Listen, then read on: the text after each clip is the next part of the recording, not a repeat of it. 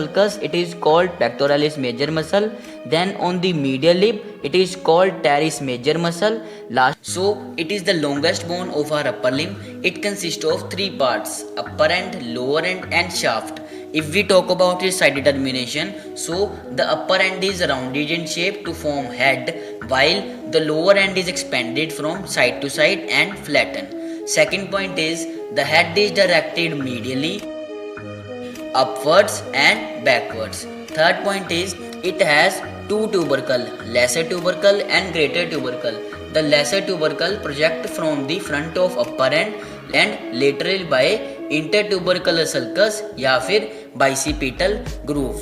If we conclude all points, so this bone is of right side. Talk about its upper end features. So its upper end is rounded in shape and its head articulates with the glenoid cavity or scapula to form shoulder joint. Next, it has two tubercle. First one is lesser tubercle and next one is greater tubercle.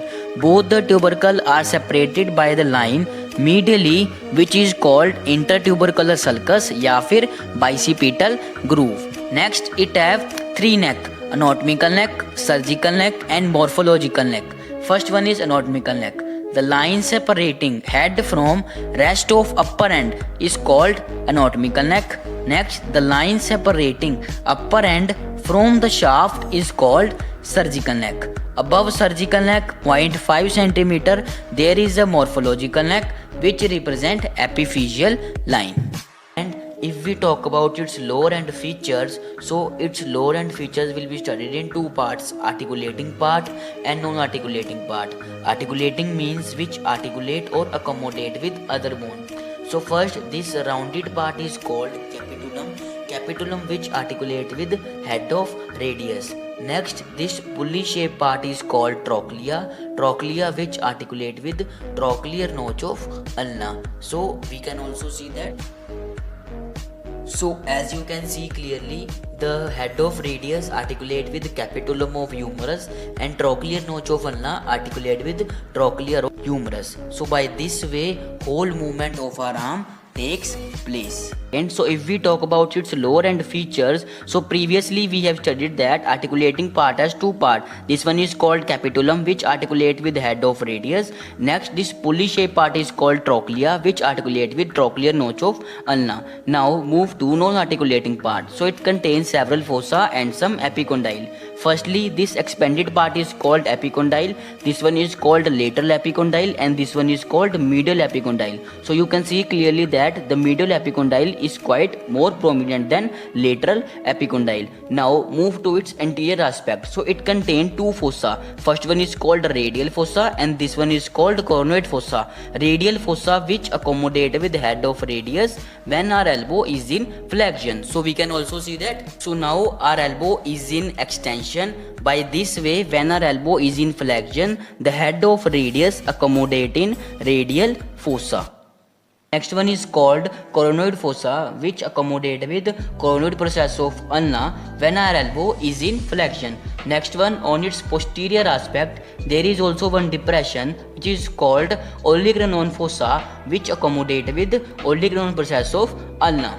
So this one is our ulna bone which contain two processes. This one is called coronoid process which accommodate with coronoid fossa of humerus and this one is called oligramnon process which accommodate with oligramnon fossa of humerus.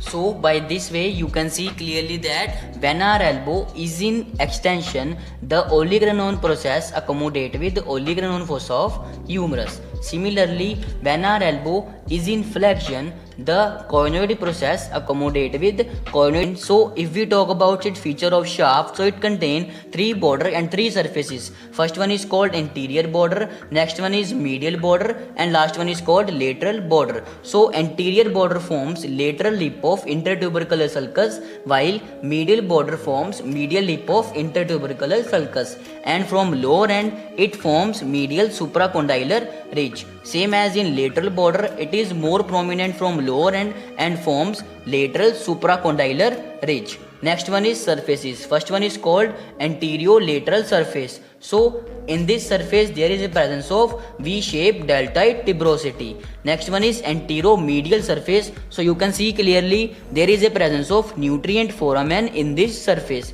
In last there is a surface called anterior-posterior surface. So there is a presence of radial groove in this surface. So if we talk about its muscle attachment, so the first muscle insertion present on the lesser tubercle, it is called subcapularis muscle. Then on the greater tubercle there are three muscle insertion present. First one is called supraspinatus, then infraspinatus, and last one is called teres minor muscle. Then on the intertubercular sulcus there are three muscle insertion present. First one on the lateral lip of intertubercular sulcus, it is called pectoralis major muscle. Then on the medial lip, it is called teres major muscle. Last one on the floor of intertubercular sulcus, it is called latissimus dorsi muscle. Then deltoid muscle insertion present on the deltoid tuberosity.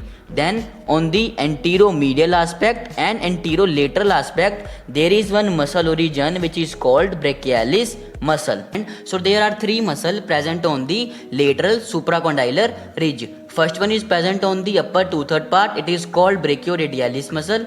Then on the lower 1/3 part, it is called extensor carpi radialis muscle. Then on the lower part, it is called common extensor muscle. Then there are two muscles present on the medial epicondyle. First one is called pronator teres, then it is called common flexure origin muscle. Then there is one muscle present on the posterior surface, it is called tricep brachii muscle. Then humerus bone have two ligaments. First one is for shoulder joint, it is called capsular ligament. Then the second ligament is also for elbow joint, it is called capsular ligament.